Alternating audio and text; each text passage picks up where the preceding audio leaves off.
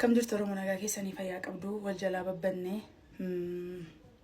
yaa gamrii makeenya guutuu miidiyaa kanarra jiraanne ammoo miidiyaa kana hin jibbine jibbuu keessa baane iyyuu miidiyaa kana lafan itti baqadhu dhabeen jira.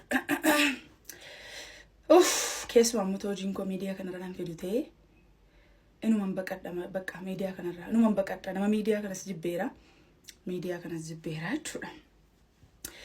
Innaa maal jechuun nuuf yaasaan koo waa'ee dubartoota dhiira malee jiraachuu hin dandeenye. Akkamittiin akkan isin ibsu akkamittiin akkan waa'ee keessan haasa'u iyyuu naaf hin galu. Jaallachuun durumaa jira ol jaallachuun jira. Wanti hundumtuu immoo gadabii qaba.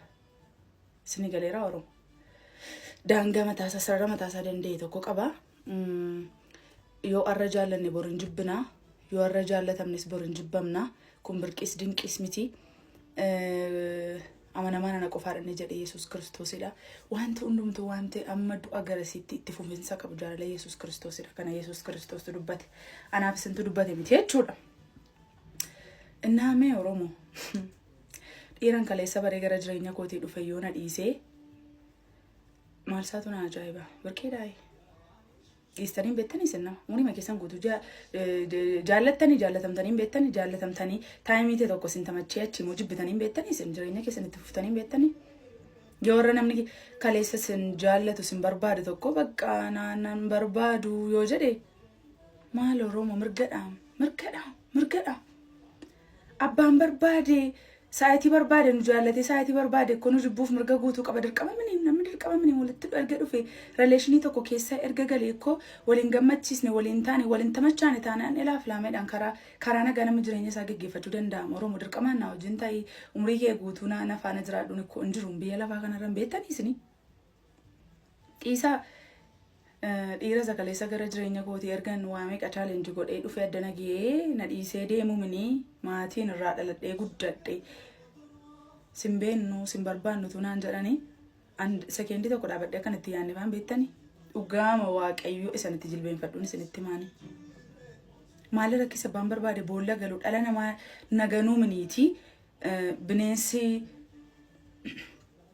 bineensi bosonarra jiru lakki na wajjiniin hin jiraattu ani sin barbaadu tu jedhee afaan baasee natti dubbate ati baay'ee nama hin barbaachisne jibbisiistuudha naan jedhee afaan isaa banee natti taasee an bineensi dhimma koomin qobaa koo jiraachuuf an nama of dandeesse nama ga'aa tokkodhaan maaloodha inni sini ani dhiira malee jiraachuu hin danda'u ani abaluu malee jiraachuu hin danda'u maaloodha maqaa gooftaa Yesuus Kiristoos namicha Naazreetiin an maal akkamittiin namaan jira maaloodha inni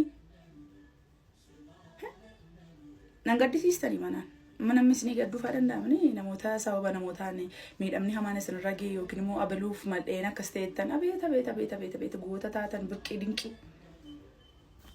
Inni kan biraan immoo maal jedhu seetanii abbaa manaan koo anaaf hiriyaa kooti beesti friendii waaddanyaa koo shee durbaa kootis inni haadha kootis abbaa kootis anaaf hiriyaan koo tokko yoo barbaachistu abbaa manaa koo biratti gati. Asaadhayi dhugaa keettaayi baay'ee hiriyaa kee beesti friendii kee dhoo maaliif waan eegsii kee wajjiniin gochaa turte tokko lama teessetti nim ture.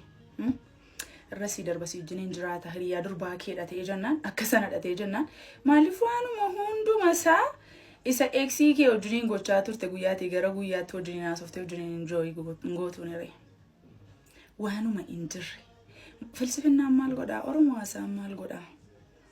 Jireenya haasaan gargariin dhugaaf jireenya dhugaaf filsifannaan akkoo gargariin shoodhaam kan biyya balleesse akkoo waan hin jirre jiraachaa jirre jedhanii asirra fidu sinii galeera waanuma hin jirre tokko jira jedhanii asirra fidanii yookiin ollaa isaanii tokko qannaasisuuf hinaafsisuuf yookiin immoo hiriyaa isaanii durii tokko hinaafsisuuf jedhanii waanuma hin jirre bakka wayyoo isa jechuun hin jedhu nan gata.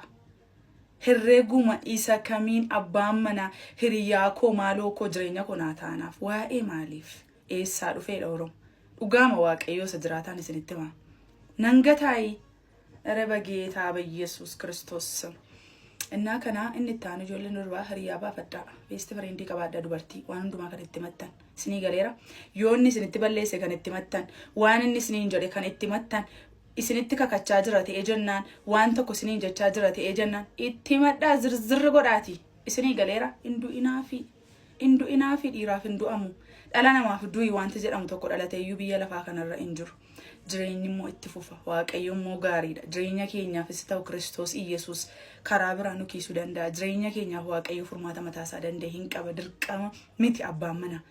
Isinii galeeraa Oromoo.